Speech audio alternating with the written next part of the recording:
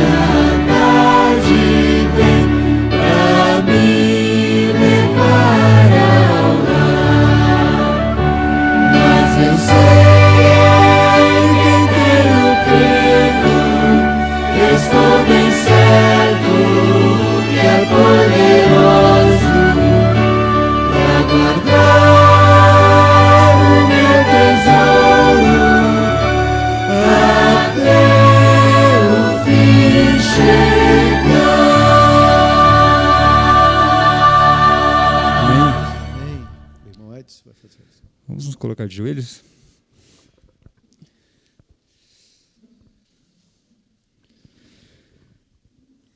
Maravilhoso Deus, grandioso Pai, quão gratificante é nessas primeiras horas da manhã buscarmos a Tua presença, quão gratificante é louvarmos o Seu santo nome, porque tivemos uma boa noite e o Senhor nos despertou essa manhã com vida, com saúde.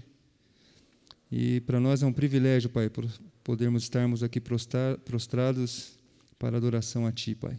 Queremos pedir a Tua bênção sobre essa escola sabatina, sobre esse culto, que a presença do Seu Santo Espírito se faça nesse lugar, que o Senhor possa abençoar, sondar cada coração aqui essa manhã, que o Senhor venha suprir a necessidade de cada filho Teu, que o Senhor venha também estender as Suas bênçãos àqueles que aqui não estão, e também às famílias que aqui estão representadas, Pai. Dirija esse culto, dirija essa escola sabatina, abençoe e nos abençoe aqui também a vizinhança dessa congregação, que essa igreja, que essa pequena igreja que possa ser luz aqui nessa comunidade, Pai. Abençoe-nos, toma-nos nossas vidas em Tuas mãos, nós te pedimos e agradecemos em nome de Jesus. Amém, Senhor.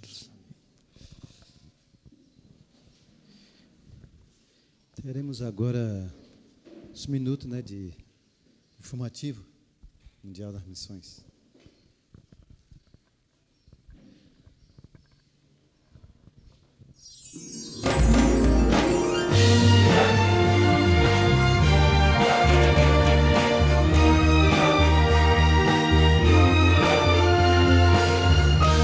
Informativo Mundial das Missões.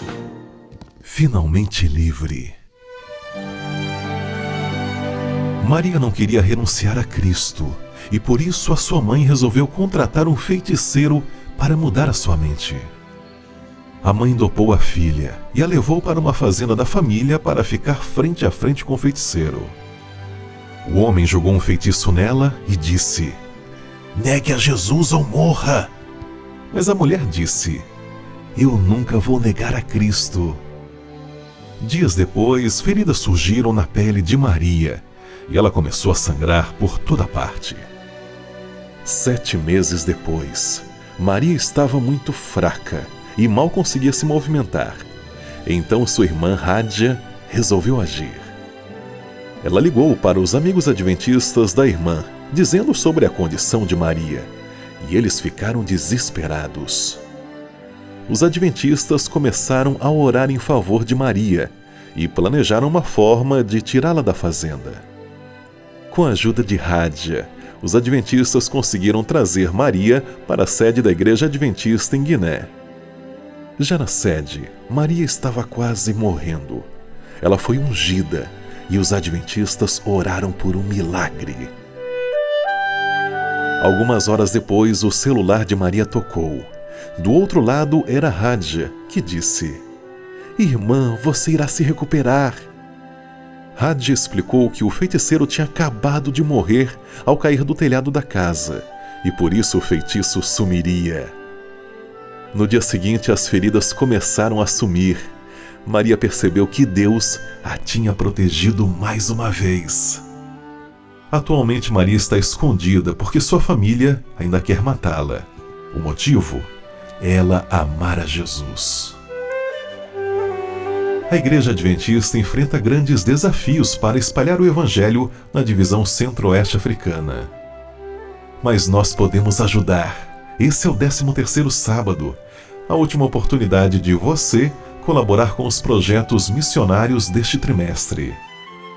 Nossas ofertas irão construir uma escola de ensino médio em Guiné, um centro médico na Nigéria e uma escola de ensino primário e um centro de influência na Libéria. Sejamos liberais.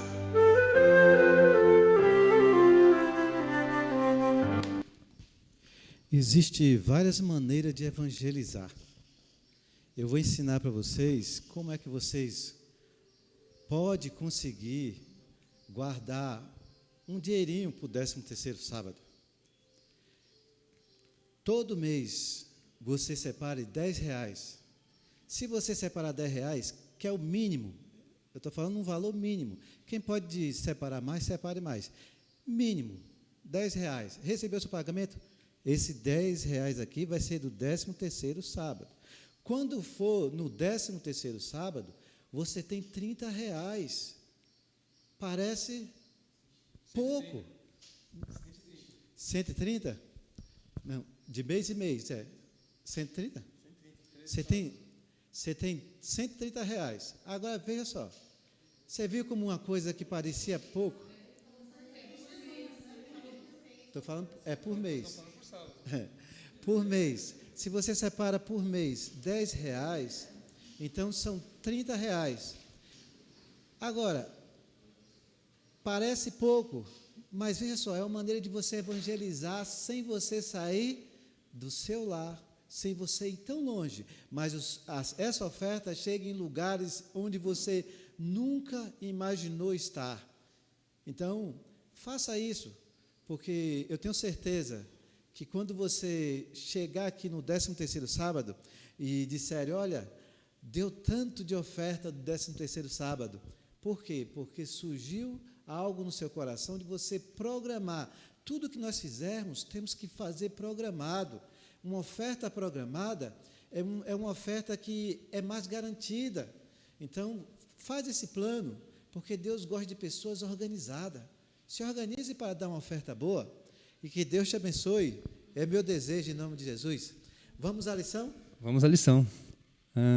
A lição todo esse trimestre, o foco principal veio falando sobre testemunho, sobre pregação da palavra, né? E chegamos aqui à 13ª lição, já com até um tema assim provocante, né? Um passo de fé. É fácil dar um passo de fé? Normalmente, quando falamos em fé, vem na nossa mente o que é crer em algo que não vemos, né? Fé é isso, a gente crê num Deus, embora a gente não possa ver, mas a gente crê que Ele existe e Ele é um galardoador de bênçãos. E aqui vem falando sobre um passo de fé, e o verso para memorizar vem dizendo assim: tenha entre vocês o mesmo modo de pensar de Cristo Jesus, que, mesmo existindo na forma de Deus, não considerou ser igual a Deus, algo que deveria ser retido a qualquer custo. Pelo contrário, ele se esvaziou, assumindo a forma de servo, tornando-se semelhante aos seres humanos.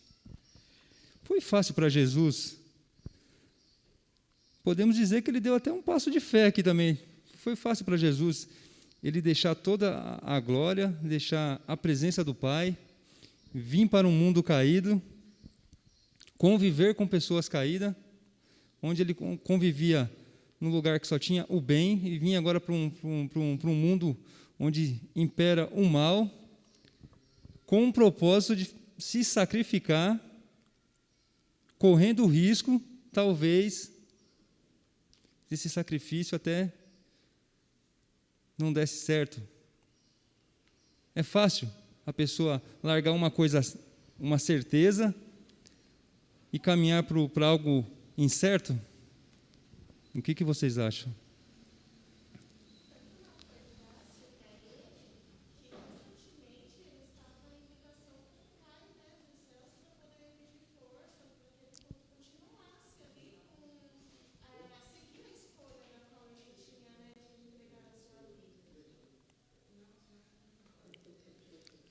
Quando a gente toma uma decisão de sair do erro, é uma coisa. Agora você tomar a decisão de receber coisas boas, de estar sendo tratado muito bem, né, como um Deus, foi difícil. Porque você agora vem, esse verso mexe muito comigo, porque ele diz a realidade como um Deus se transforma num ser humano caído para levantar, para nos buscar. Esse verso realmente, quando a gente analisa ele bem, de Filipenses 2, do 5 ao 7, é tremendo esse verso. Eu pergunto a você, você sairia da sua comodidade para buscar pessoas que nem te conhecem, que não gosta de você, se você é bom, ele é ruim, e seu estilo de vida é um, dele é outro. Então, como você se sentiria? Você morreria por alguém que nem te conhece? Foi o que aconteceu. Que nem gosta de você. Esse verso é muito forte.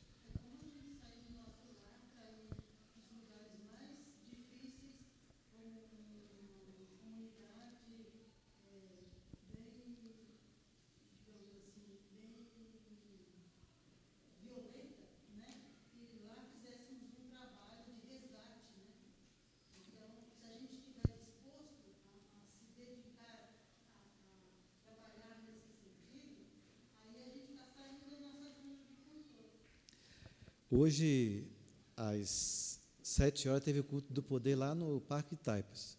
E nós estávamos já no ponto para ir. E eu vamos chamar o Uber. Aí, esse preço não está bom, não. Aí eu vou esperar mais um pouquinho. Mas esse preço não está bom. A gente estava no ponto de ônibus.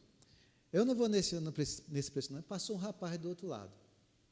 Ele passou, olhou para nós, aí voltou, foi num terreno, pegou alguma coisa no chão lá, depois ia passando, aí veio, vocês são cristãos? Somos.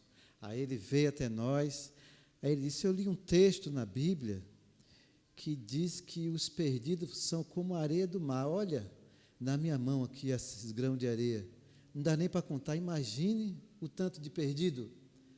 Aí eu disse a ele, mas está escrito também que os salvos também vai ser como a areia do mar. Aí ele, vocês são adventistas do 7º dia? Ele disse, somos. Aí ele disse, ore por mim. Eu estou aqui há 9 meses e estou muito triste, porque eu estou trabalhando no sábado e eu não estou tendo forças para voltar para casa. Então eu peço que vocês orem por ele. Então você percebe aqui que no passo, um passo de fé, o sábado está num passo de fé. É pela fé que você guarda o sábado, é pela fé que você guarda os mandamentos, pela fé. Se não tiver fé, você não tem como guardar os mandamentos de Deus. É pela fé e o amor de Deus prevalecendo. A lição de domingo vem falando sobre o amor abnegado de Jesus. E o início vem falando aqui, Paulo nos encorajou a ter a mente, ao modo de pensar de Cristo Jesus. Né? E aqui vem fazendo uma pergunta, como era a mente de Cristo? Vamos jogar essa pergunta lá agora? Vamos jogar? Como era a mente de Cristo? Quem pode responder aí? A Laís? A Laís. O texto já vem dando uma dica aqui, ó, o amor abnegado de Jesus.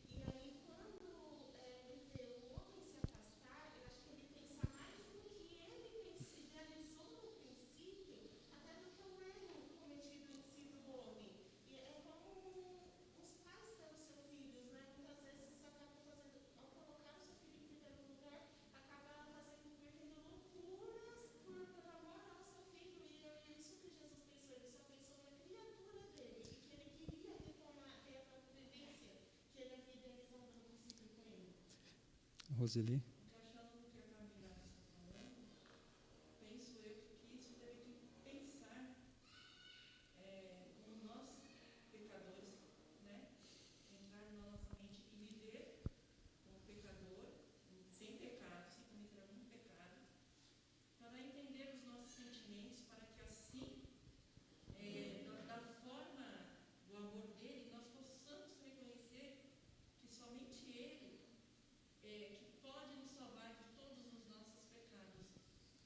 É verdade. E nos deixar prontos para receber o Espírito Santo, porque sem a ajuda do Espírito Santo, porque foi ele deixou o Consolador, nós não conseguimos alcançar a cruz.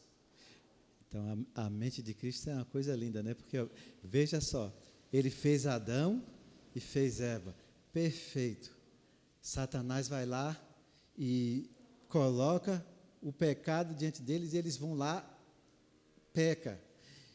E agora o diabo fica esperando a sentença. Se destruir ele, se destruir esse casal aí, os anjos vão dizer, Deus é mau. Aí se ele não destruir, eu vou dizer, opa, se não destruiu ele, eu também tenho direito a voltar para o céu. E agora Jesus ficou num impasse, mas o plano deu totalmente errado, porque o amor de Jesus foi extremamente, não dá para você explicar o que aconteceu. Diz que ele se reuniu com o Pai em audiência, e naquela audiência, os anjos esperando, daqui a pouco Jesus sai feliz. Eu vou morrer por eles. Primeiro sacrifício. Esvaziou-se. Então, amor abnegado é você pegar e largar tudo que você está fazendo para você ir buscar seu irmão que está caído. Isso é amor abnegado. É você não esperar que ele venha até você. É você sair da sua casa, do seu deleite, da sua coisa gostosa que você faz em casa. É você ir buscar alguém. Aí você está com a mente de Cristo. Mas, amém. Podemos dizer que esse amor, então, é aquele amor que se dá sem pedir nada em troca. Nada. É um amor que se doa. É. E eles estão me falando que Jesus se colocou como um servo. Ele revelou a lei celestial do amor para o universo. E, por fim, realizou o supremo ato de amor na cruz, dando a vida para nos salvar. E aqui embaixo, no rodapé, você vê que tem algo interessante também, né? Quando foi a última vez que você realmente teve que morrer para si mesmo por causa de Cristo? O que sua resposta revela sobre sua caminhada cristã? Qual foi a última vez? Eu acho que todos os dias a gente tem que morrer para o eu. Sim. Todos os dias, porque senão a gente não consegue vencer. Então, qual foi a última vez? E eu me lembro, quando eu estava nas minhas caminhadas para pregar o Evangelho, né? Eu estava indo numa igreja pregar, e uma voz, quando eu estava andando, uma voz chegou para mim e dizia, você vai nos hospitais? Eu disse, é mesmo, eu vou nos hospitais.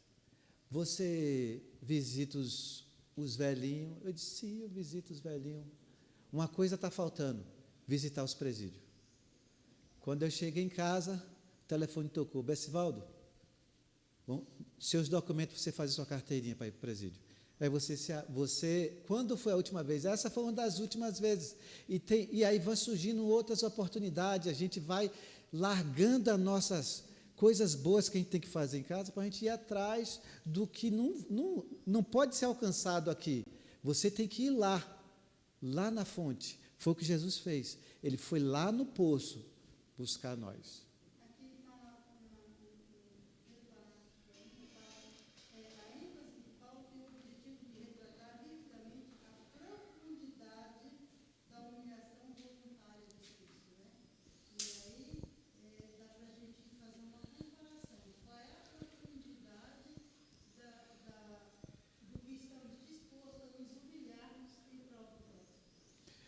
Então, nós...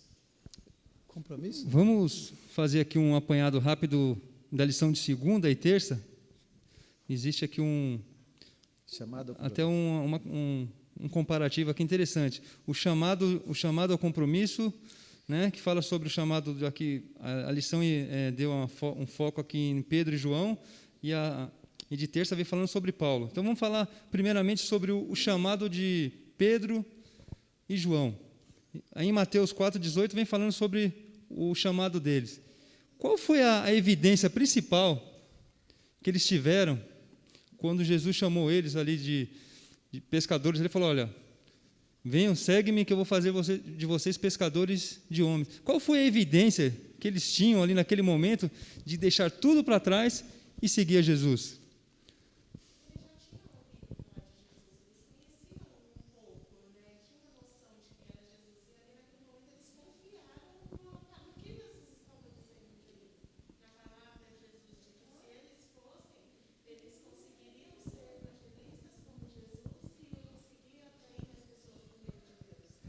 Mas olha a parte bonita aí. Você vê que eles pescavam, tinham os alimentos deles, eles podiam estar pensando na pesca de amanhã, mas não, largou tudo. Que na verdade o João era empresário, né? Era do pai do João aquelas embarcações ali. Então é complicado. Você abandonou tudo para. Isso é até uma lição para nós, né? Você deixar eles deixaram ali a zona de conforto deles ali, aquilo que eles tinham ali mais sólido ali, e foram para algo que eles ainda nem imaginavam que seria, né? E esse também é um chamado para nós, né? Muitas vezes temos que deixar ali um pouco a nossa zona de conforto ali também e nos empenharmos em levar a palavra de Deus, né? Sim. E às vezes, trazendo para a realidade de hoje, né? Às vezes você já foi chamado para algum compromisso de fé. Às vezes você foi chamado, mas você não atuou como esses homens fizeram. Você foi chamado, mas ficou com medo, não quis ir avante. Está na hora de você sair dessa zona de conforto. E, assim como ajudou aqueles homens, você também pode ser um João, um Pedro, fazer parte da história.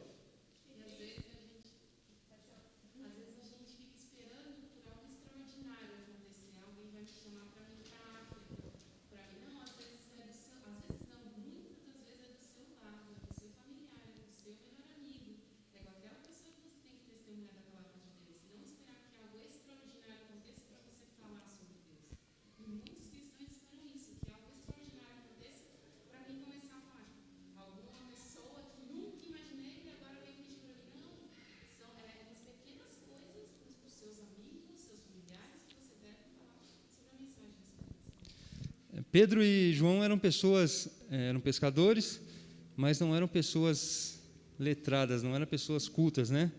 E vem falando um segundo ponto aqui na lição de segunda, sobre um segundo grupo, que eram aquelas pessoas, os cobradores de impostos, né? Publicanos, cobradores de impostos. Não. E será que, ao nosso modo de ver hoje, vamos esquecer um pouquinho o evangelho aqui, mas se fosse hoje, Jesus estivesse passando aqui por essa terra aqui, convidasse você a pregar o evangelho, e de repente você visse ali na calçada ali uma pessoa ali, um traficante, vamos colocar assim, um traficante, um ladrão, Jesus falasse assim, eu quero aquela pessoa para pregar o evangelho. Qual seria a sua visão em relação a esse assunto? É complicado, né? É interessante que Jesus até foi questionado, né? Os discípulos foram questionados nessa questão, quando ele se juntou ali àqueles publicanos, aqueles cobradores de impostos, né? E a resposta de Jesus qual foi? Eu não vim para os sãos. Né? Os sãos não precisam de médico, né? Para os doentes. Os doentes, né? E o fundamento do evangelho, o fundamento da vinda de Jesus a essa terra é exatamente isso, a buscar ao perdido, né?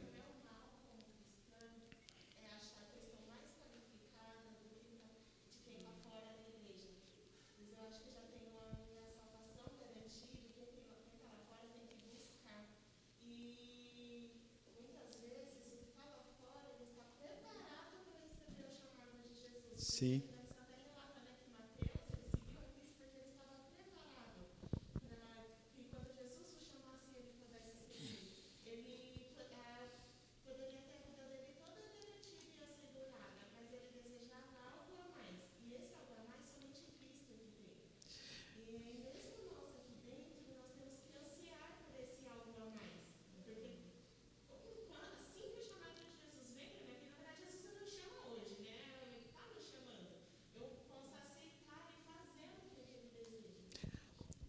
Aqui. Essa parte que me fez lembrar da Helenita, que a bolsa dela sempre vivia pesada. Mas por que vivia pesada?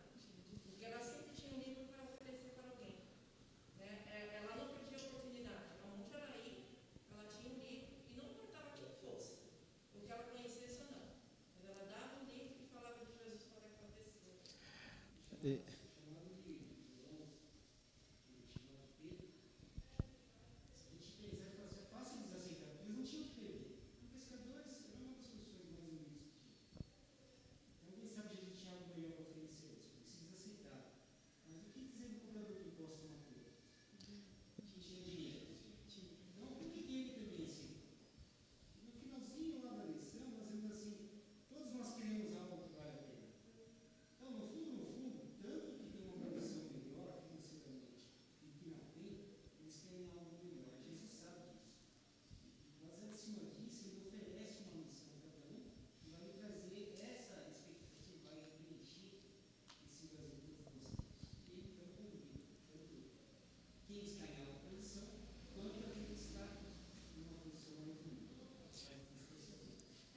E aqui, então, nós vamos agora parar no Fala sobre instrumento, Paulo. né? Paulo, Rapidinho. instrumento escolhido, né? Agora, Paulo como instrumento escolhido. Uma pessoa que estava perseguindo os cristãos. Uma pessoa que não só perseguia, mandava matar, prendia, mas era um instrumento escolhido por Deus. Aí nós entramos aqui, o que dizer desse homem? O que aconteceu com ele? Eu percebo que realmente Deus, ele transforma pessoas, e ele quer pessoas, e ele não se importa com o que você fez, ele se importa com o que você pode fazer ainda. Então, o que passou, não importa. Isso para ele é o presente que importa. Então, se o que você vai fazer agora é o que vai valer a pena. O que aconteceu com Paulo, o próprio Ananias. Ananias. A pergunta que o nosso irmão fez, o que é que você faria? Ananias respondeu, mas Senhor, esse homem levou pessoas a cárcere aí, e você, eu sei quem é ele, vai lá, batiza ele. Então, Deus sabe quem é você, Deus sabe as suas condições. Esse instrumento, Paulo, também pode ser você, também na mão de Deus. E no livro de Atos aqui, 9, do 3 a 6, vimos o que aconteceu. O que esses versos revelam sobre o propósito de Jesus para a vida de Paulo. O que é que esse propósito? Na sua vida, né? Porque Paulo já foi aqui, a oportunidade dele agora é a nossa, né? É interessante que Paulo, ele tinha mesmo antes do chamado, ele tinha umas qualificações positivas, né? Paulo era uma pessoa extremamente estudiosa, ele conhecia muito da lei. Paulo, ele tinha foco naquilo que embora ele fazia o errado, mas ele tinha foco naquilo que né? Ele era disciplinado, né? E essas são tipos de qualificações que nós hoje devemos ter, né? Disciplina, foco no evangelho, né? Paulo era essa pessoa determinada, né? E ele fala que combateu o bom combate, né? Guardou a carreira e ficou com a fé, né? Então, o apóstolo Paulo deu um exemplo que nós devemos seguir. Ele verdadeiramente, podemos dizer assim, que ele padeceu por Cristo. Agora, se Deus chamou Paulo, o que Deus chamou para fazer? O que Deus chamou para fazer? Você está cumprindo esse chamado? O que Deus chamou para você fazer? Você está cumprindo o chamado de Deus? Que às vezes você fala, não, eu sei o que Deus me chamou para fazer, mas você está fazendo o que Deus te chamou para fazer? Todo verdadeiro discípulo nasce no reino de Deus como missionário. Todos nós somos um missionário. Ah, eu não sei ler, mas você é um missionário. Eu não sei escrever, mas você é um missionário. Todos nascem missionários. O seu testemunho fala mais alto. Então, o que Deus fez na sua vida, você não precisa saber ler, nem saber escrever, para mostrar o que Deus fez na sua vida. Então, o que você está cumprindo esse chamado? Preocupante. Vamos para a quarta e quinta-feira, que vem falando sobre o amor, as exigências do amor. E aqui vem falando que o amor se manifesta em ações. Será que podemos dizer que amamos e este amor não corresponder a algo? Não fazer com que pratiquemos alguma coisa em prol desse amor? Será que o amor é apenas algo somente abstrato? Aquilo que a gente sente, mas esse não implica em ações?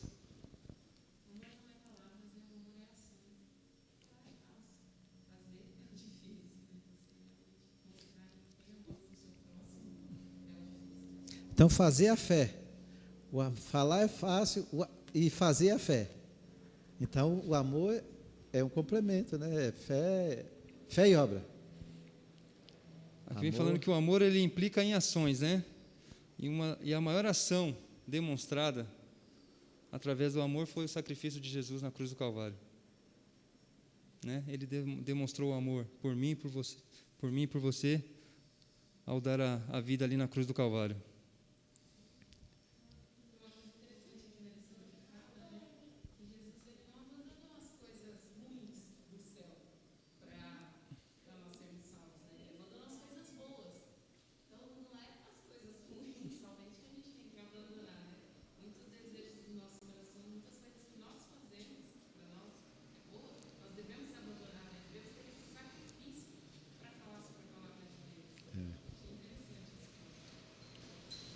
E você já negou o Senhor?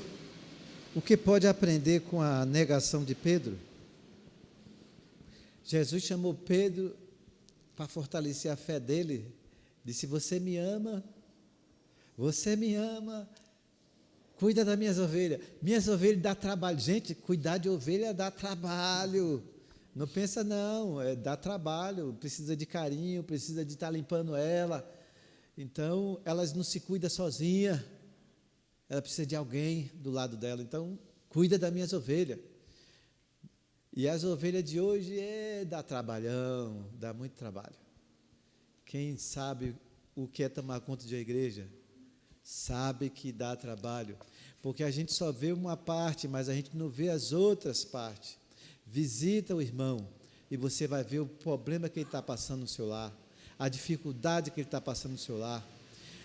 Vai lá na casa dele, chora com ele, e você vai ver que realmente dá trabalho, mas é prazeroso você ver que deu resultado a sua visita, a pessoa se sentiu bem com sua visita, você ajudou, ela estava prestes a sair dos pés de Cristo, e a sua visita fez com que ela firmasse os pés novamente. Então, vale a pena cuidar das ovelhas. A lição vem falando aqui que Jesus não nos convida apenas a dedicar tempo, talentos e tesouros à sua causa. Ele nos convida a dar a vida. Forte.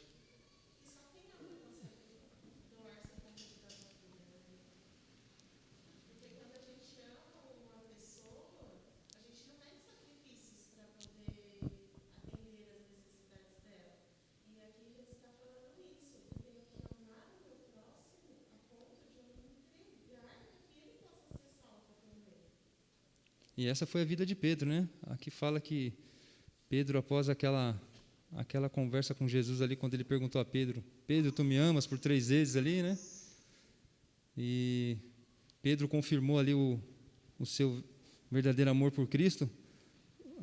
A história conta que a morte de Pedro foi uma morte de cruz também, né? E ele pediu que fosse crucificado de cabeça para baixo, que ele não era digno de ser crucificado como o seu mestre. Olha que interessante. Nesse compromisso de fé, né? Depois que ele fez isso aí veio o compromisso. Depois que a gente se batiza, a gente tem que ter um compromisso com Cristo. Né? Então, aqui é o compromisso do amor.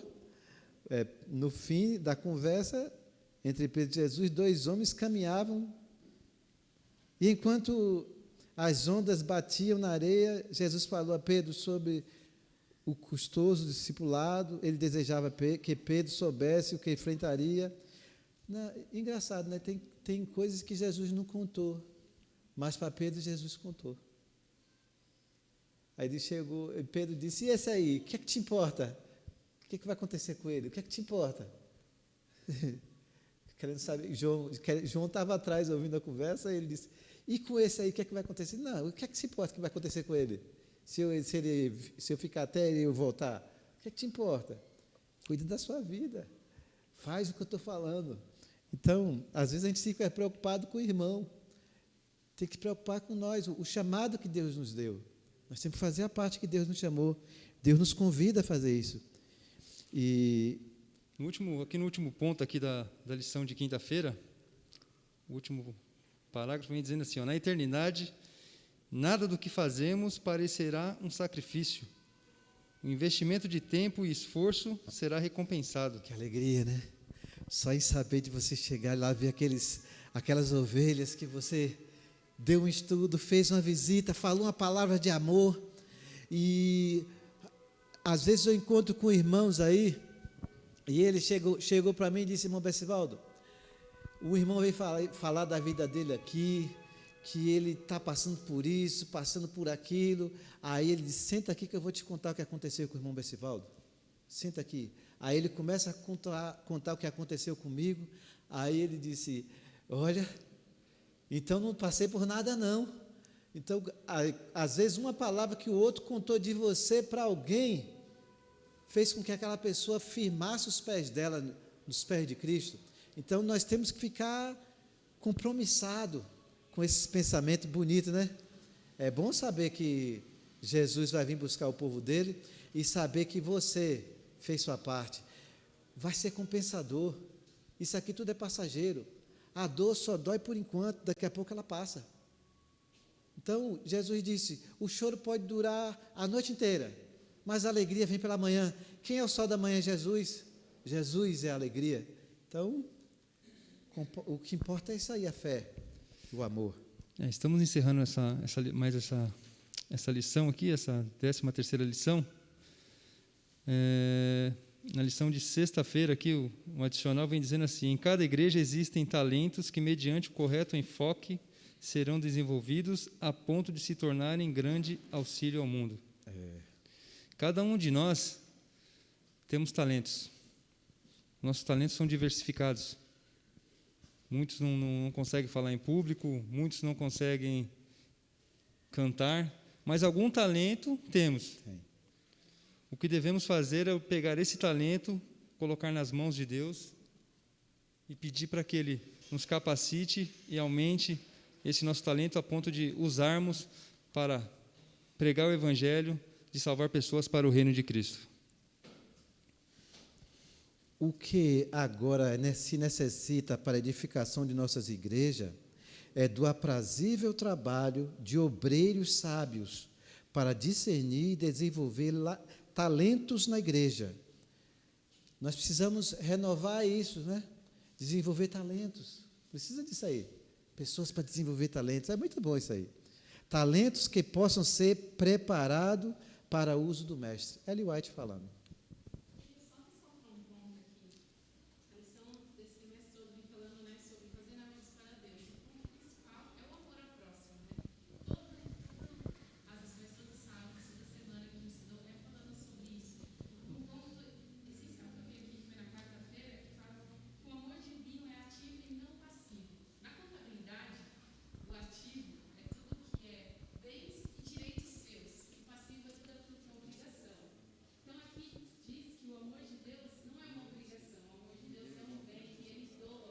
Amém. Então, assim deve ser também o nosso amor para com os outros, né? Nós devemos nos doar o nosso amor ao próximo. Isso é o essencial. Se nós não tivermos amor para o próximo, nós vamos falar de Deus, nunca nós vamos espalhar a mensagem. Quando você faz bem para alguém, você está fazendo para você mesmo. Então, realmente, a palavra é verdadeira, porque você faz bem para alguém e você que é gratificado com isso, você recebe em torno, de volta, né? Esse bem.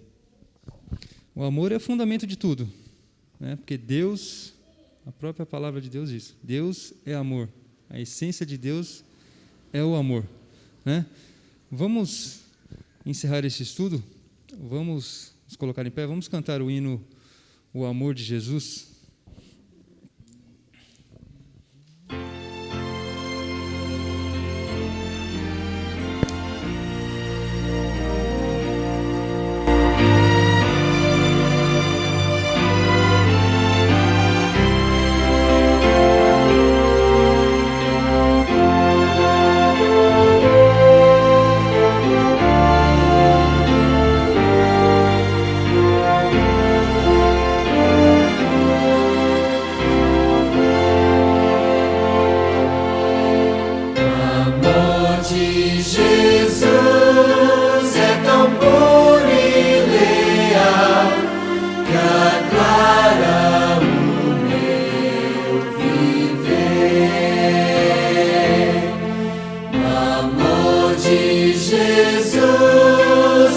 liberta do mal e envolve meu pobre ser. Tão meigo e tão bom é Jesus,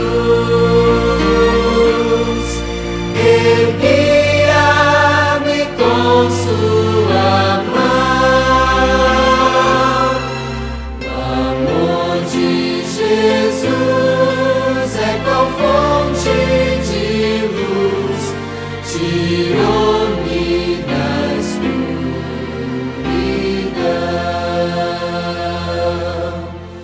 O amor de Jesus é mais vasto que o mar, sustém-me na provação. O amor de Jesus, qual fragrância da flor, inunda meu coração. Sua paz dá-me calma e prazer. Eu sei que há um céu para mim. A Cristo Jesus minha vida darei, por seu grande amor sem fim. Amor de Jesus minha vida refez e deu-me de novo a paz. Agora feliz quero sempre seguir a senda que satisfaz, servindo a Jesus meu Senhor, com zelo e com devoção. Desejo falar e cantar desse amor que nos traz ao coração.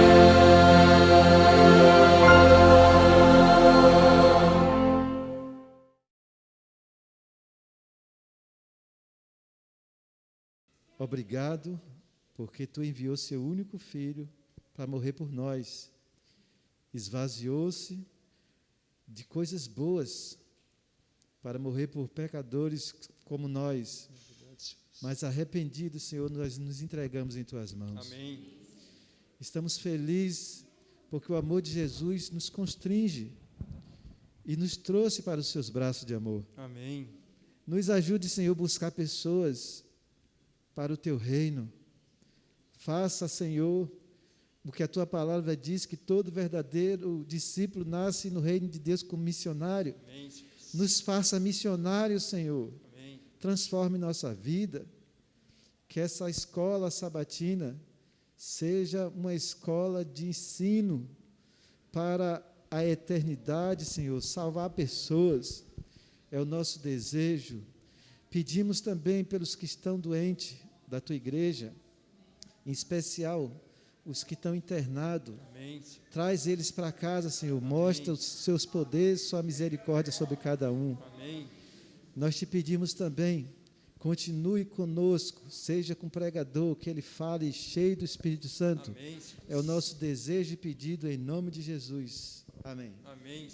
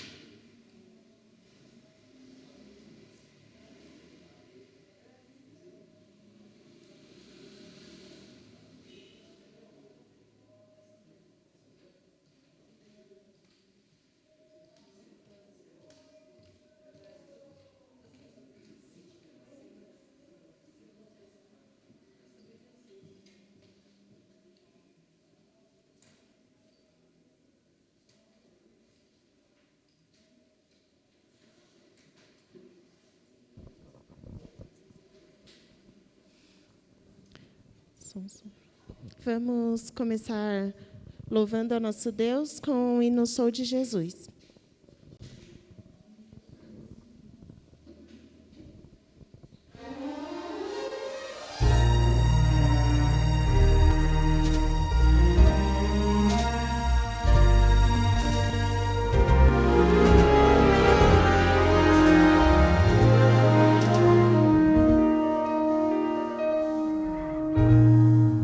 Os caminhos a seguir, os senhores a lutar.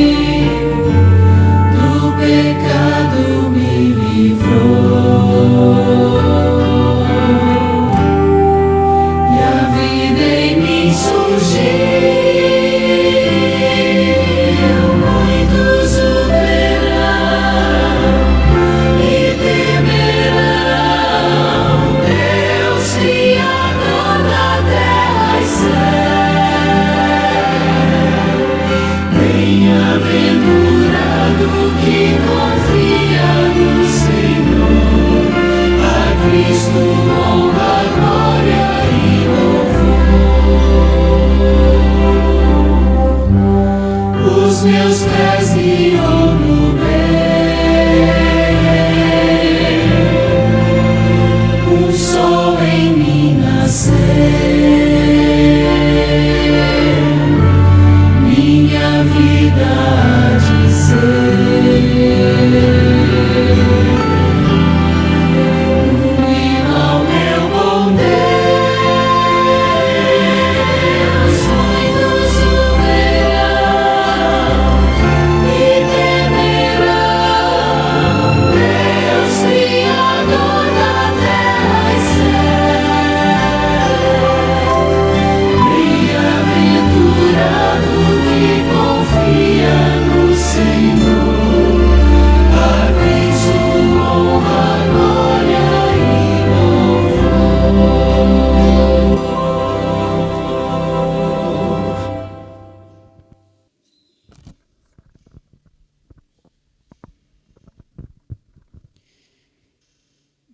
Querido Pai, muito obrigado por mais um dia de vida. Obrigado por estarmos aqui congregados para te louvar, te adorar. E obrigado pela beleza da santidade de Jesus Cristo, que brilha na vida da tua igreja, dos teus filhos. Que esse brilho possa ser transmitido também a outras pessoas. E que essas pessoas irradiadas da glória do Senhor Jesus Cristo, que brilha da tua igreja, possam tomar também as suas decisões e aceitar Jesus como seu Salvador pessoal. Abençoe esta igreja, abençoe cada membro aqui, abençoe cada família, pois te pedimos e lhe agradecemos em Jesus. Amém.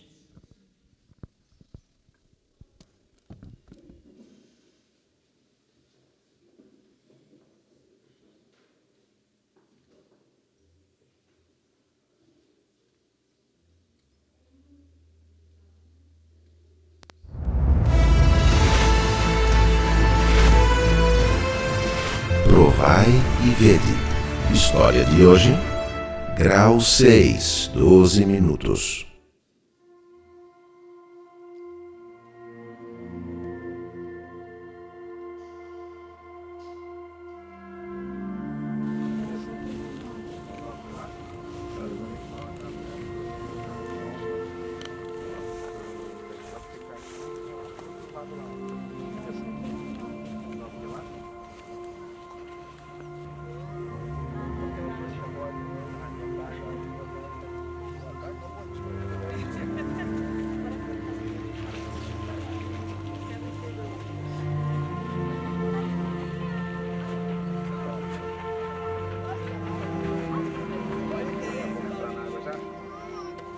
O dia tá lindo, né, amor?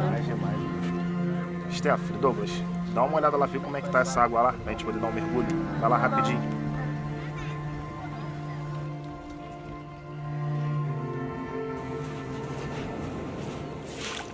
Lagoa. Tá uma delícia a lagoa. Pai, a água tá quentinha, vem pra cá. Oi, minha filha.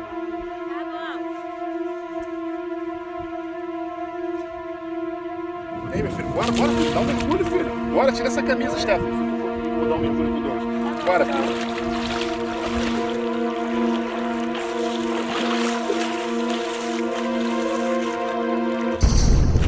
Douglas, filho! Douglas! Cadê você, filho? Ô, Débora, o meu pai e o Douglas estão se afogando. Ai, meu Deus, meu Deus. Meu Deus, eles estão se afogando. Meu Deus do céu.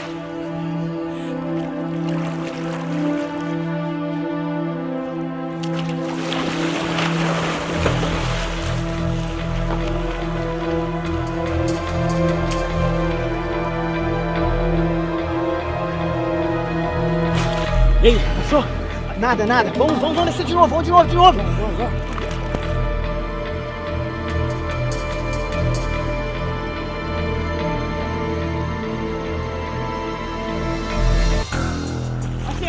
Achei! Bora!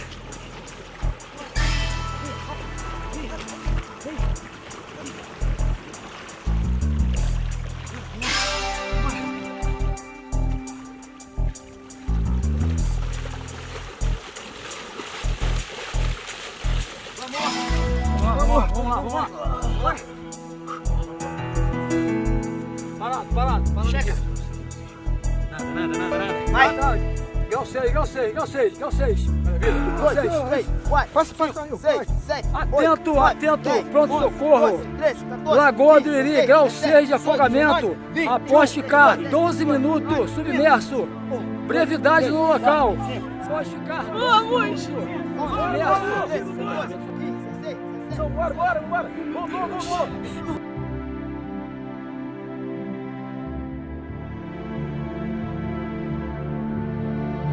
Amor, naquele dia que você se afogou, eu estava muito preocupada com você. Eu não te via mais lendo a Bíblia. Para ir para a igreja, tinha que ser arrastado. E nossos filhos estavam percebendo o quanto você estava mudado. Você tem razão. Eu andava muito desanimado. Ficava difícil te ajudar, pois você não se abria comigo. A gente trabalhava e o dinheiro não dava para nada. Depois que eu vi a morte de perto, eu enxerguei o tanto que eu estava longe de Deus. Ele me deu uma segunda chance. Essa experiência trouxe uma nova vida para a nossa família. Sou muito grata a Deus por isso. E agora, eu os convido para esse momento especial de adoração através dos dízimos e das ofertas. Que Deus os abençoe. Provai e vede.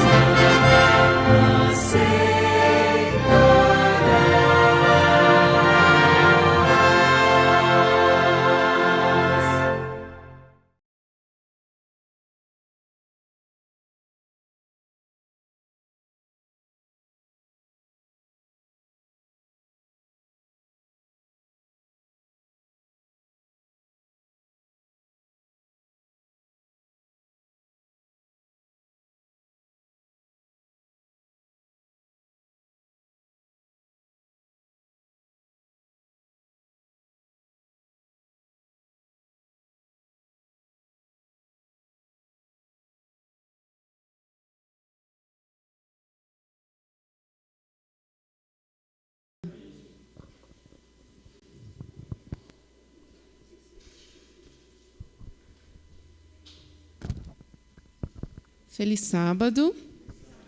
Agora, para nós darmos continuidade ao nosso culto, louvor e gratidão a Deus, vamos nos levantar e cantar o hino de número 17.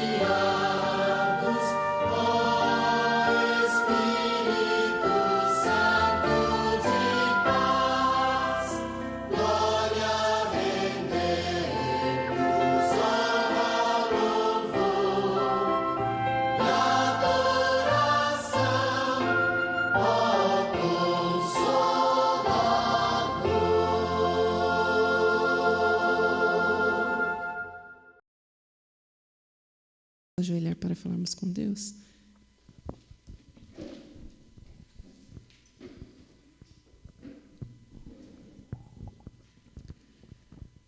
Obrigado, Senhor, por mais uma vez estarmos aqui na sua santa casa de oração para ouvir da tua palavra, para ouvir aquilo que o Senhor quer falar a cada um de nós.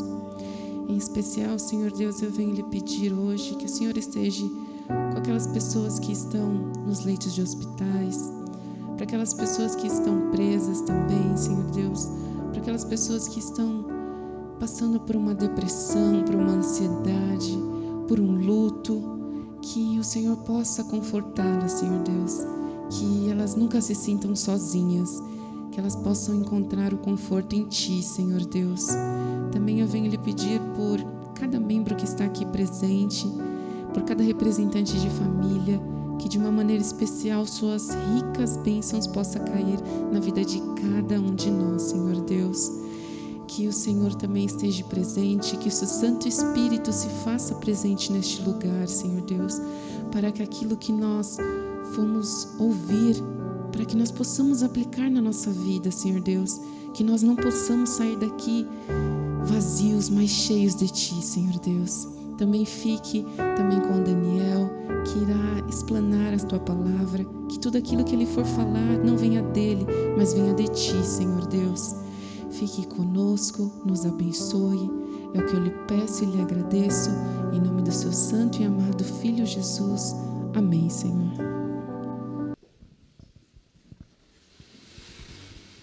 Bom, agora eu vou passar a palavra para o Daniel, que Deus possa lhe abençoar grandemente.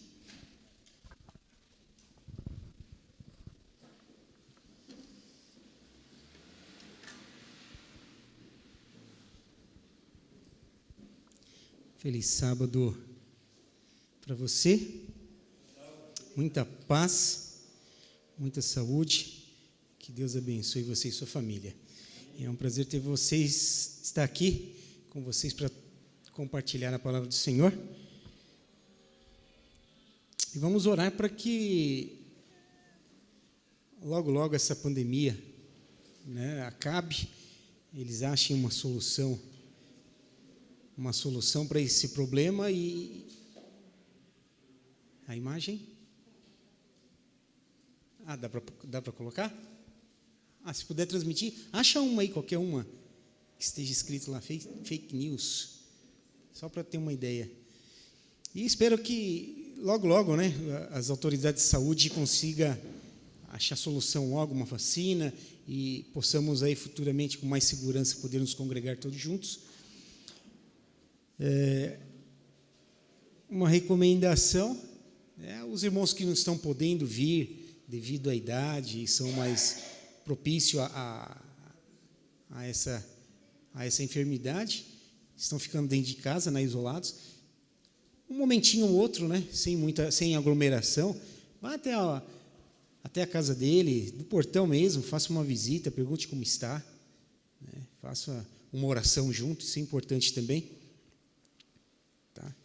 E vamos orar para que logo todos possam estar aqui congregando juntos, para a honra e glória de Deus.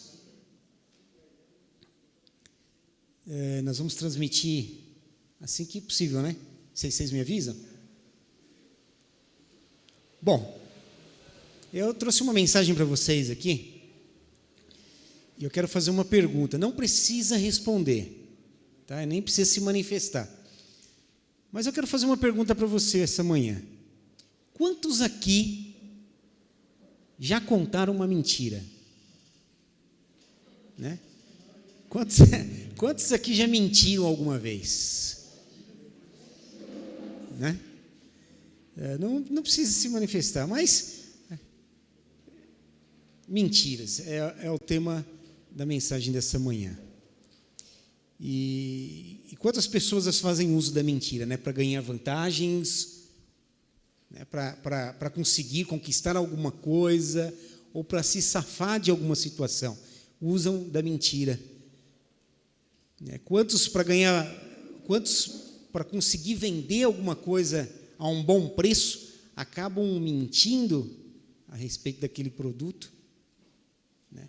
E quantos exageram no produto, mentindo, prometendo que o produto faz isso e isso para poder vender, e o produto, na verdade, não cumpre nem a metade daquilo que a pessoa... Sabe, existem mentiras, diversos tipos de mentiras. Existe aquela mentira branca, é aquela tão costumeira mentira que nós usamos quando alguém bate a nossa porta e a gente pede para a criança dizer assim, ó, fala que eu não estou. Né? Ou quando alguém no telefone quer falar conosco, e aí você diz assim, ó, fala que eu não estou. As mentiras camufladas, né? Mas é isso que eu quero falar para vocês hoje. E eu quero mostrar para vocês aqui alguns textos nos livros de Apocalipse que fala sobre a mentira e o perigo que a mentira é, principalmente o povo de Deus, aqueles que seguem o Senhor da Justiça. E eu quero falar sobre isso hoje. Hoje nós estamos vivendo num momento do fake news, né? Tá transmitido aqui já? Do fake news? Hoje não dá para saber o que é verdade e o que é mentira. As duas coisas estão misturadas de uma forma que não dá para identificar o que é verdade hoje. Nós estamos vivendo num período do fake news. Você não sabe se uma mensagem que vem para o seu celular pelo WhatsApp ou pelas redes sociais, Facebook, Instagram, Twitter, você não sabe se aquela mensagem é verdadeira. Muitas notícias que estão sendo espalhadas por aí, por rede social, não sabemos se é verdade ou não. São chamados os fake news. E nós, como cristãos, temos que tomar cuidado com essas mensagens. Divulgar fake news é tão perigoso quanto aquele que cria e inventa a história. Você propagar uma mentira te coloca na mesma situação daquele que está mentindo numa mensagem. E como o povo de Deus, o povo da verdade, não temos que nos misturar a isso. É isso que eu quero dizer esta manhã. E o livro de Apocalipse nos dá algumas informações com respeito à mentira. E quão perigoso é a mentira, tanto na vida religiosa, quanto na vida familiar, na vida pessoal. Como isso é perigoso. A mentira no livro do Apocalipse. O livro do Apocalipse, há 9 textos no livro do Apocalipse que trata sobre esse assunto, sobre a mentira. E é disso que nós queremos falar hoje. O livro do Apocalipse nos fala sobre falsos profetas. O primeiro texto que fala sobre a mentira no livro do Apocalipse é o capítulo 2 do livro do Apocalipse. Eu quero convidar você que está aqui e você que vai assistir em casa, está assistindo em casa, também te convido a abrir o livro de Apocalipse, capítulo 2. É o primeiro texto que trata sobre esse assunto, sobre mentira, dentro de um contexto do falso profeta, que são falsos profetas mentirosos. O capítulo 2, o verso 2 de Apocalipse diz assim: e muitos seguirão as suas práticas libertinas. Muitos seguirão as suas práticas libertinas, e por causa deles será inflamado... Opa, eu acho que eu estou lendo aqui outro livro, um momentinho, Apocalipse 2:2. Estava lendo Pedro. Capítulo 2, verso 2:2. Conheço as tuas obras, tanto o teu labor como a tua perseverança, e que não podes suportar homens maus, e que pusestes à prova os que a si mesmos se declaram apóstolos e não são, e os achastes mentirosos. O primeiro texto que fala sobre a mentira está em Apocalipse capítulo 2, verso 2, em cima de um contexto de falsos apóstolos, falsos profetas que são mentirosos. A Bíblia também nos fala sobre irmãos que se diziam ser judeus e não eram mentirosos. O capítulo 3 e o verso 9, olha só, 3, verso 9, diz assim: homens que se diziam judeus e não eram mentirosos. Capítulo 3 de Apocalipse, verso 9, capítulo 3, 9, eis farei que alguns dos que são da sinagoga de Satanás, desses que a si mesmos se declaram judeus e não são, mas mentem, eis que o farei vir e prostrar-se-á aos seus pés e conhecereis que eu te amei. Queridos, o Apocalipse trata a questão da mentira de uma forma muito, muito séria. E nós vemos aí que o assunto sobre mentira e engano é um tema bem tratado no livro do Apocalipse. O Apocalipse fala sobre falsos profetas. Se você vê isso no capítulo 16, você vê isso no capítulo 19, você vê isso no capítulo 20 de Apocalipse. Falsos profetas que espalhariam falsidades e mentiras. 3 textos descrevem as consequências da mentira. A mentira tem a sua consequência. E o Apocalipse cuida disso de uma forma muito séria, com muita seriedade. A mentira tem as suas consequências, e 3 textos tratados no livro do Apocalipse falam sobre isso, no capítulo 21 e o verso 8. Eu gostaria de ler com vocês Apocalipse 21, verso 8.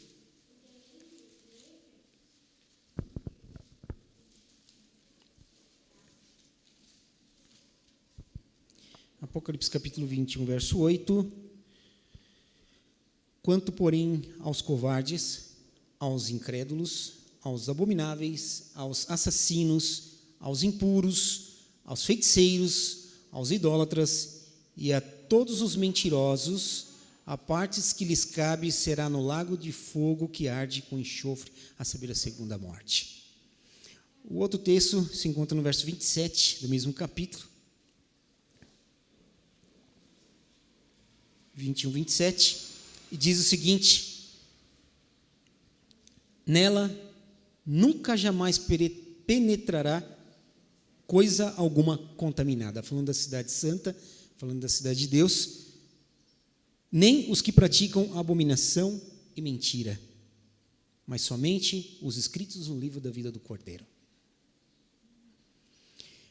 Último texto, Apocalipse 22, 15. Fora ficarão os cães, os feiticeiros, os impuros, os assassinos, os idólatras e todos aqueles que amam e praticam a mentira. O Apocalipse trata de um modo muito sério esse assunto, essa questão da mentira. Mas, felizmente, o Apocalipse também fala de um grupo de pessoas que vão falar somente a verdade. O Apocalipse 14, verso 5, nos fala sobre os 144 mil. E, felizmente, esse grupo diz o seguinte sobre eles no verso 5: e não se achou mentira na sua boca e nem mácula. O Apocalipse fala sobre a mentira, mas também nos registra aqui pessoas, um povo, um grupo, que na sua boca não se achou mentira. Essas passagens, irmãos, nos fornecem algumas informações importantes sobre esse assunto com respeito à mentira. Se existe mentira, irmãos, então isso significa que existe verdade. Porque se existe a mentira, obviamente tem que existir a verdade. Sem a verdade não há mentira, certo? Enquanto a verdade hoje é questionada e as pessoas não conseguem diferenciar a verdade da mentira, são os fake news da vida, não conseguimos identificar o que é verdade e o que é mentira, o caos se descortina diante de nossos olhos.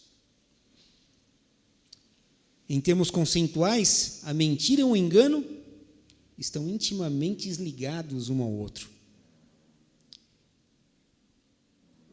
Irmãos, o tema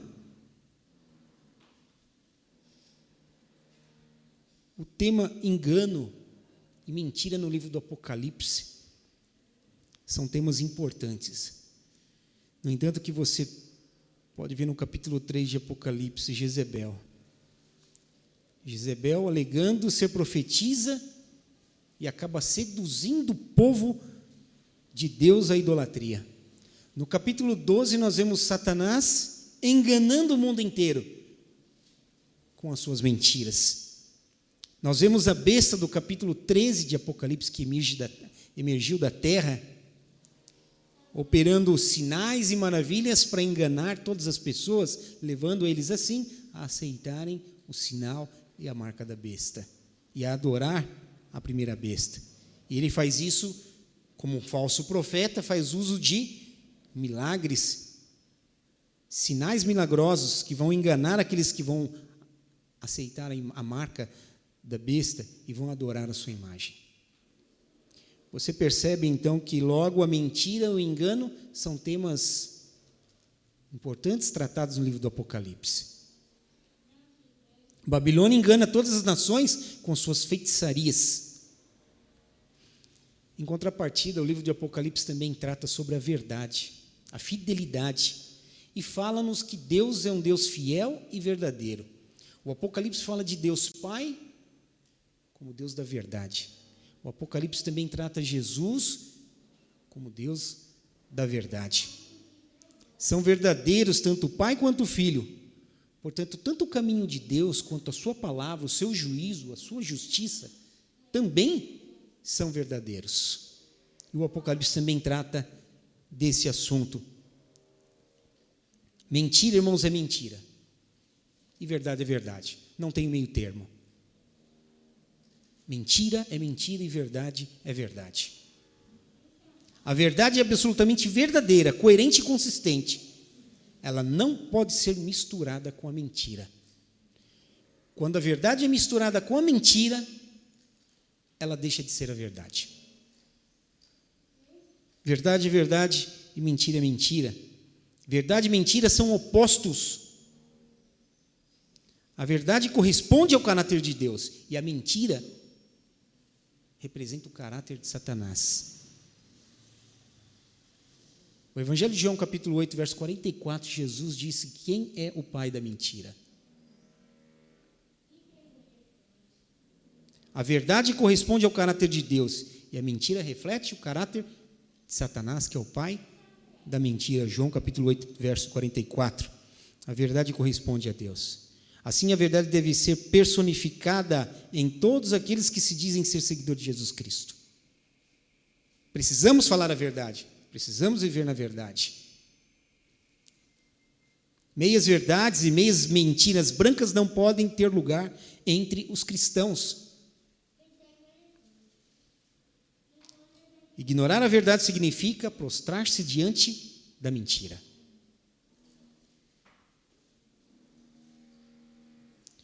Uma segunda informação que o Apocalipse nos traz sobre esse assunto é que é extremamente perigoso mentir.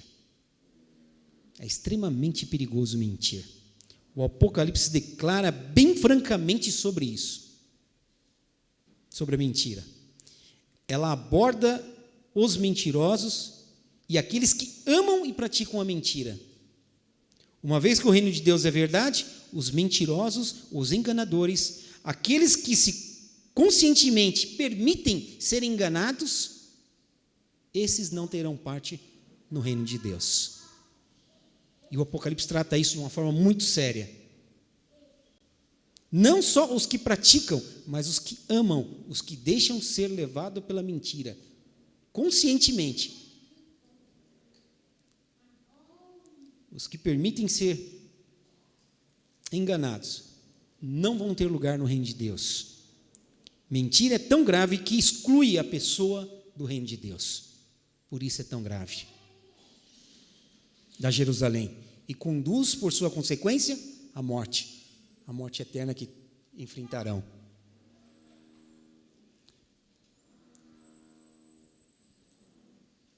Terceiro ponto. Mentiras e enganos ameaçam a comunidade cristã e ameaçam o cristão individualmente. Toda mentira ameaça a comunidade de crentes.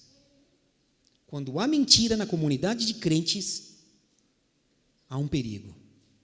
Não só para a comunidade, mas individualmente para cada um de nós. A mentira destrói completamente a fé. E ela altera o conteúdo da fé dessa pessoa. É por isso que nós vemos aí alguns irmãos emergentes se levantando na igreja com ideias novas. Nós vemos aí pessoas aí trazendo mensagens contrárias à palavra. Porque a mentira, irmãos, elimina a fé cristã e altera também a fé, a verdade. Portanto, a mentira se rebela contra Deus e rompe o relacionamento com Deus. Mas a mentira também tem potencial para destruir os relacionamentos humanos. D.W. Gill, ele destaca algumas consequências da mentira. Primeiro, mentira é errado, em primeiro lugar, porque ele nos aliena de Deus e da própria verdade. Primeiro ponto, mentir é errado e te afasta de Deus. Segundo, mentir destrói a comunidade e os relacionamentos interpessoais. Por quê? São os relacionamentos. Os relacionamentos são destruídos com a mentira. A confiança, que é essencial a um relacionamento interpessoal, ela é minada quando há mentiras no meio. Terceiro ponto. O problema da mentira é que ela destrói o mentiroso em si. A pessoa que mente, ela se destrói. A contradição entre o conhecimento da verdade e a participação do indivíduo na mentira é uma rendição desumanizante da plenitude e integridade pessoal. Além disso, uma mentira leva sempre a uma outra mentira. Sempre se conta uma mentira para cobrir a primeira mentira. E assim vai vindo um efeito dominó ou um círculo vicioso. Sempre que você mente, você é obrigado a usar uma nova mentira para encobrir a primeira.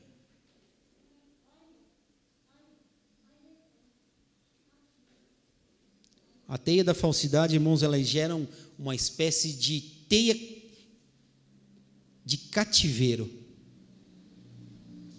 que é a situação oposta do conhecimento e da prática da verdade que liberta. Conhecereis a verdade e ela vos libertará. Mas a mentira, ela cria uma teia, uma espécie de teia que nos prende. Uma quarta informação que o Apocalipse trata sobre esse assunto é que a mentira não só como um ato individual, mas ela também é tratada como um ato de sistema. Não há só uma mentira individual, mas um sistema também usa da mentira para enganar.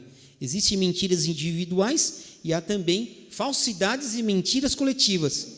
Isso pode ser identificado no falso profeta, controlado pelos poderes demoníacos e os falsos apóstolos. A Babilônia apocalíptica engana a humanidade para alcançar os seus objetivos. E ele faz uso então da mentira para isso, para enganar. Isso é feito para desencaminhar o cristianismo e os seguidores fiéis de Jesus Cristo. Então a mentira no Apocalipse, ela é tratada de uma forma individual, mas também coletiva, num sistema. Nós vemos aí a Babilônia fazendo isso. A quinta informação é que nós somos responsáveis por aquilo que nós falamos. Somos responsáveis pela mentira que falamos. É claro que certas circunstâncias difíceis podem levar uma pessoa a tentar escapar de uma situação, né, usando uma mentira. Então, dependendo da situação em que você está, mais viável se escapar dela é contando uma mentira.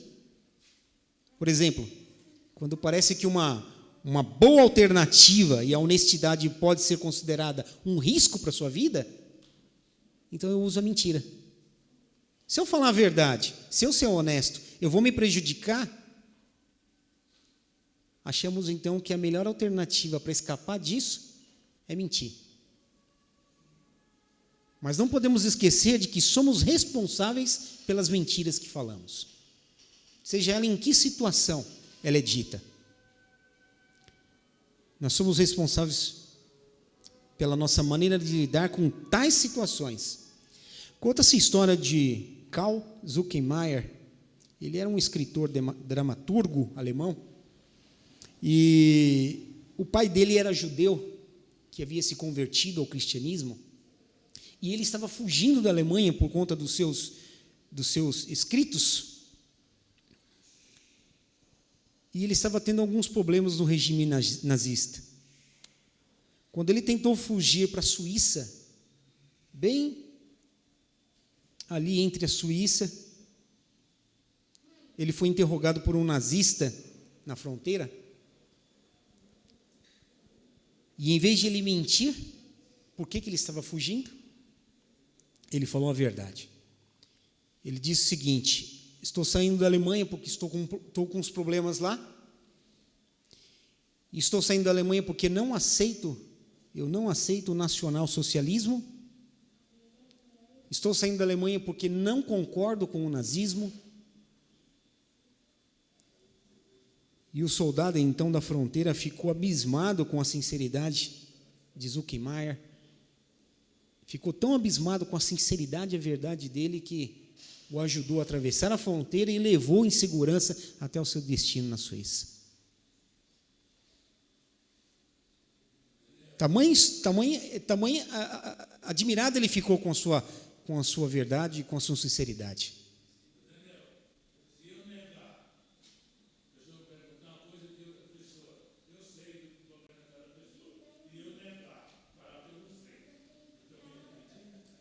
O que você acha? Você vai prejudicar a pessoa? É o dedo duro? Existe uma diferença de omitir a verdade e mentir. Quando Jesus falou para o rapaz do tanque de Betesda, não fala quem te curou. Jesus estava mentindo aí? O que vocês acham? E Jesus não fez isso uma única vez. Ele fez isso várias vezes. Jesus mentiu?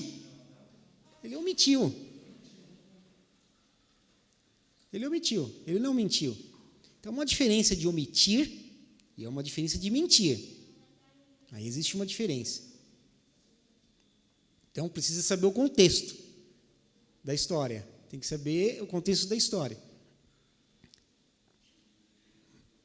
Mas se você for pressionado na parede, aí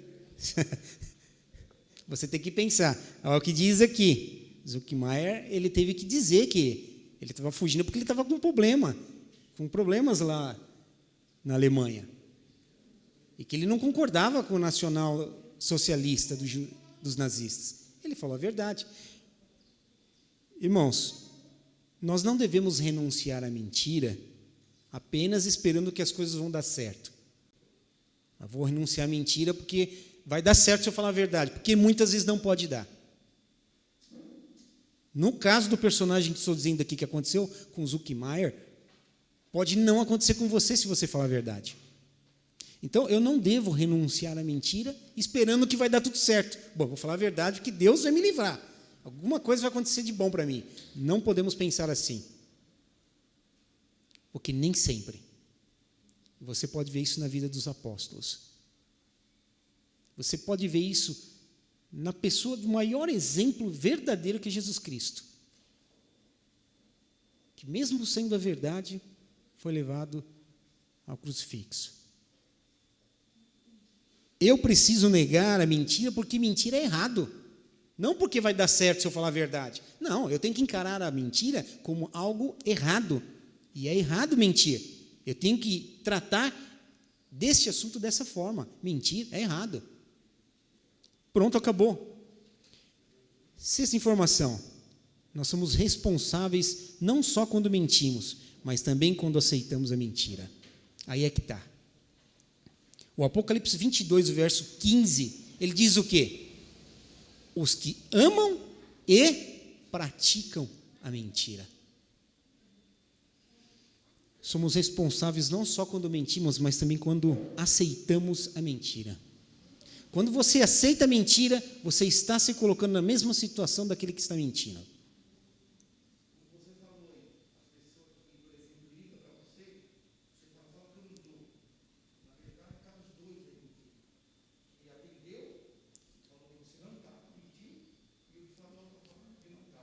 Dizendo que não estava.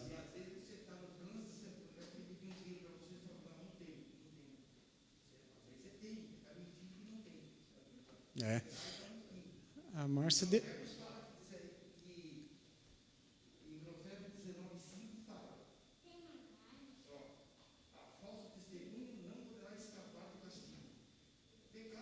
Verdade. E a Márcia fez um comentário num sermão que eu fiz, nesse mesmo sermão que eu fiz no Jardim Ipanema, de que se alguém te perguntar, e aí, está tudo bem? O que nós geralmente, automaticamente falamos? Pode não estar bem, mas você acaba dizendo que está tudo bem. E não está. Mas com Deus está tudo bem. Apesar de me sair do mundo. Né? Porque está bem mesmo. Eu estou com Cristo. E se não está bem? O mais problema que eu tenho, está tudo bem, porque eu estou ligado com Cristo. Apesar dos problemas, está tudo bem. Mas muitas pessoas falam assim, não, eu estou bem. Mas não está bem.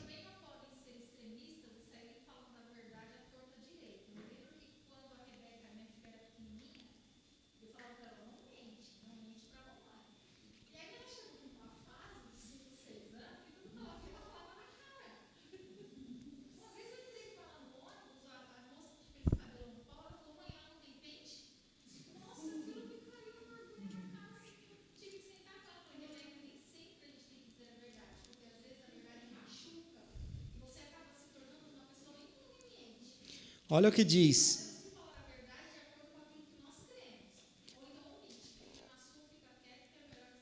Olha o conselho que Paulo fala, levando em consideração Apocalipse 22:15, olha o que Paulo nos declara em 2 Tessalonicenses capítulo 2. 2 Tessalonicenses capítulo 2, o verso 11 e 12. Paulo diz assim: é por este motivo, pois, que Deus lhe mandou a operação do erro, para darem créditos à mentira, a fim de serem julgados todos quantos não deram créditos à verdade, antes, pelo contrário, deleitaram-se com a injustiça. Comprometer-se com a verdade e proclamar deve ser a atitude de todo filho de Deus. É claro que as pessoas às vezes apreciam essa questão, né? Apreciam essa questão do escândalo. O livro de Provérbios fala que há um comichão no ouvido quando a mentira ela é propagada. Obviamente que existem muitas pessoas que gostam de escândalos. Mas isso é tão repreensível quanto mentir. Os seguidores de Jesus são comprometidos com a verdade. Pronto. Pegar um fake news, uma mensagem falsa que vem no seu celular e divulgá-la como se fosse uma verdade, te coloca na mesma situação daquele que está mentindo. Apocalipse capítulo 22:15 diz: aqueles que praticam e amam a verdade, a mentira. Paulo declara aqui em Tessalonicenses: Deus envia a operação do erro para que creiam na mentira, porque é isso que as pessoas querem, é isso que as pessoas se deliciam, gostam da mentira. Fake news está cheio disso, e as pessoas amam essas mensagens sensacionalistas que não são fundamentadas na verdade e saem espalhando isso daí como folhas num dia de outono. E saem divulgando isso daí. O último ponto é que, embora o Apocalipse fala sobre a mentira e os mentirosos e os enganadores, a Bíblia, felizmente, fala de um grupo de pessoas que amam a verdade e vivem a verdade. Existem pessoas que vão se distanciar completamente da mentira e vão estar alicerçados na verdade. O contexto deixa claro que eles adoram a Deus e guardam os seus mandamentos. Estão claramente do lado de Deus, confiam no seu poder, no seu amor, para tomar as decisões certas em meio a situações difíceis. comprometem-se com a verdade e proclamam a verdade. Portanto, automaticamente, eles expõem tudo aquilo que é errado e mentira. Para concluir, existem mentiras e existem falsidades, conforme o Apocalipse admite isso. Até mesmo os perigos de adquirir o hábito de mentir, de aprender a amar tanto a mentira quanto a falsidade e ser, consequentemente, excluído da cidade de Deus. Mas existe também cristãos verdadeiros. O Apocalipse nos fala sobre esses cristãos verdadeiros, que na sua boca não achou mentira e nem engano. Felizmente, a Bíblia fala sobre um grupo de pessoas que vão se distanciar da mentira e vão proclamar com toda a força a verdade de Deus e vão expor as mentiras que são pregadas e ensinadas aí fora. Pessoas que vão se distanciar da mentira, eles estão comprometidos com a verdade e com todas as suas formas, sobretudo com a verdade, que é a personificação da pessoa de Jesus Cristo. Ele é a verdade. Apocalipse 22, Apocalipse 14, verso 5, foi extraído do livro de Sofonias. E o livro de Sofonias nos fala sobre a característica do povo de Deus nos últimos dias. Quem são eles? Como vão viver? O que acreditam eles? Qual é a sua decisão? Vamos ver lá em Sofonias. O capítulo 14, verso 5 de Apocalipse fala sobre os 144.000 e a sua característica. Mas ela foi extraída desse texto de Sofonias. Olha o que fala aqui em Sofonias, capítulo 3. Sofonias, capítulo 3, verso 13. Os restantes de Israel não cometerão iniquidade, nem proferirão mentiras. Na sua boca não se achará língua enganosa, porque serão apacentados, deleitar-se-ão, e não haverá quem os espante. Amém? Essa é a característica do povo de Deus nos últimos dias. Vão amar a verdade acima de qualquer consequência e vão proclamar somente a verdade. Vão sair, vão se afastar de tudo o que é mentira. Não podemos reivindicar, irmão, a verdade, não podemos proclamar a verdade aí fora, se nós não vivermos uma vida verdadeira. Não adianta falar de verdade se nós não vivemos. Não adianta falar sobre a verdade se minha vida é uma vida de mentira. No fim, o que é verdadeiro é o que conta. J. Rimmel, ele parece estar correto quando ele diz o seguinte: a questão não é se opor a pontos de vista possivelmente errados. É muito mais do que isso. Eu me oponho sobre isso porque é mentira. Não, é muito mais que isso, irmãos. É muito mais do que isso. Por meio de nós, Deus quer trazer à tona a verdade e libertar as pessoas da mentira. Eu não vou me opor à mentira porque simplesmente mentira, é muito mais que isso. Deus quer através de mim, trazer à tona a verdade.